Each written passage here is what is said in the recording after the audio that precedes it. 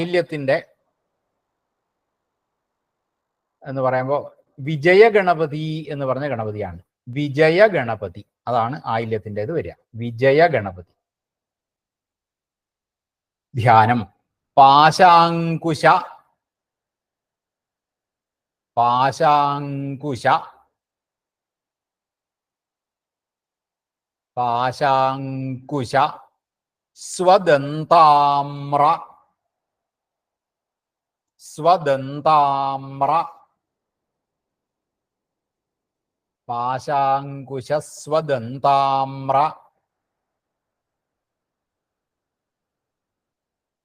പാശാങ്കുശ സ്വദന്താമ്ര.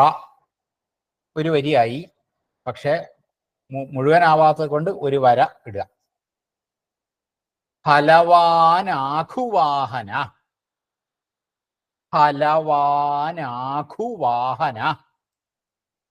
ഫലവാനാഖുവാഹന ഫലവാനാഖുവാഹന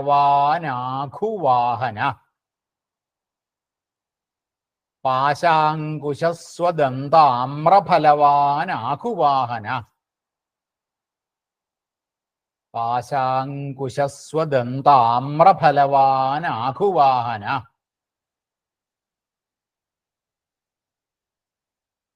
രണ്ട് വരിയായി. ഇനി മൂന്നാമത്തെ വരി. വിഘ്നം നിഹതു വിഘ്നം നിഹതു വിഘ്നം നിഹതു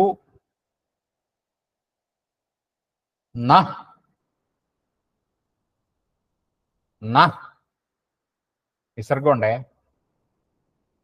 വിഘ്നം നിഹതു ന സർവം വിഘ്നം നിഹതു ന സർവം വിഘ്നം നിഹതു ന സർവം വിഘ്നം നിഹതു ന സർവം. ഇനിയിപ്പോ നാലാമത്തെ വരിയാണ്. രക്തവർണോ വിനായക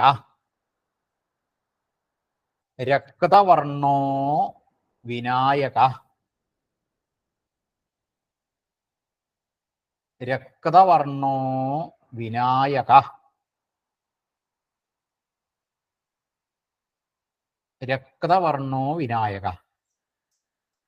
പാശാങ്കുശസ്വദന്താമ്രഫലവാനാഖുവാഹന വിഘ്നം നിഹതു ന സർവം രക്തവർണോ വിനായക. ഇതാണ് ധ്യാനം. അതിന്റെ അർത്ഥം നോക്കാം. കയ്യിൽ എന്തൊക്കെയാണ് ഉള്ളത് എന്നാണ് ആദ്യം പറയുന്നത്. പാശ, അങ്കുശ. ഇപ്പൊ പാശമുണ്ട്, അങ്കുശമുണ്ട്. പാശാങ്കുശ. പിന്നെ സ്വദന്ത, തന്റെ കൊമ്പ്, സ്വദന്തം തന്റെ കൊമ്പ്. ആമ്രഫലവാൻ, ആമ്രഫലം. ആമ്രഫലം എന്ന് പറയുമ്പോൾ മാങ്ങ, മാങ്ങ. പാശമുണ്ട്, അങ്കുശമുണ്ട്, സ്വദന്തമുണ്ട്, ആമ്രഫലമുണ്ട്. ഇങ്ങനെ 4 കൈകളിൽ 4 ധരിച്ചിട്ടുള്ള ആളാണ്. ആമ്രഫലവാൻ, പാശാങ്കുശസ്വദന്ത ആമ്രഫലവാൻ. പിന്നെയോ ആഖുവാഹന, ആഖുവാഹന. ആഖു ആണ് വാഹനം. ആഖു, ആഖു എന്ന് പറഞ്ഞാൽ എലി. ആഖുവാഹന, ആഖുവാഹന. പാശാങ്കുശസ്വദന്താമ്രഫലവാൻ ആഖുവാഹന. പിന്നെ എങ്ങനെയുള്ള ആളാണ്? ഇനി രക്തവർണ, നാലാമത്തെ വരിയാണ് പറയുന്നത്. രക്തവർണ, രക്തം, ചുവന്ന വർണ്ണത്തോടു കൂടിയ ആളാണ്.